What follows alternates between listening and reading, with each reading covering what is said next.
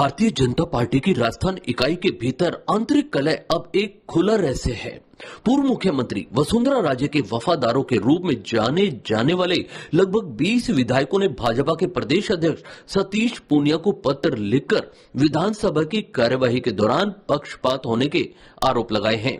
अपने पत्र में विधायकों ने मुख्य सचेतक की नियुक्ति की मांग की है ताकि विपक्ष के विधायकों की आवाज लोकतांत्रिक तरीके से चल रही विधानसभा की कार्यवाही में सुनाई दे। वहीं इस पत्र में लिखा गया कि वरिष्ठ नेताओं द्वारा सदन में आने वाली सभी आवाजों को अनुमति देने में पक्षपात किया जा रहा है।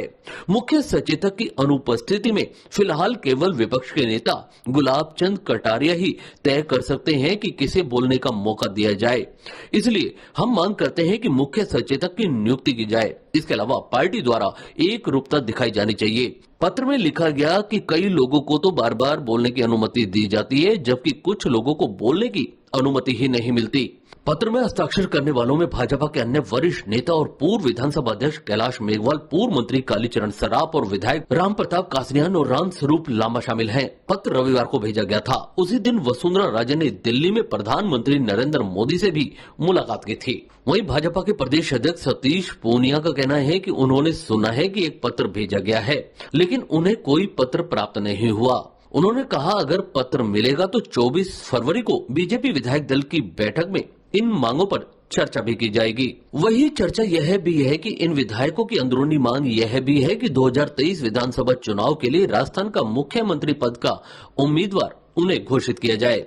इस गुटबाजी को दूर करने के लिए पिछले महीने भाजपा का 16 सदस्य कोर ग्रुप भी बनाया गया था, लेकिन राजे जो पार्टी के राष्ट्रीय उपाध्यक्ष हैं, विपक्ष के नेता गुलाब चंद कटारिया और राज्यसभा सांसद भूपेंद्र यादव इस ग्रुप की बैठक में शामिल नहीं हुए।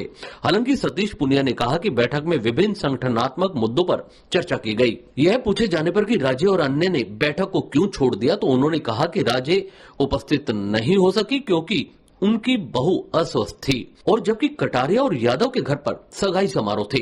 उन्होंने जोर देकर कहा कि इन नेताओं की अनुपस्थिति के पीछे कोई राजनीतिक कारण नहीं था। उन्होंने कहा पार्टी में कोई गुटबाजी नहीं है।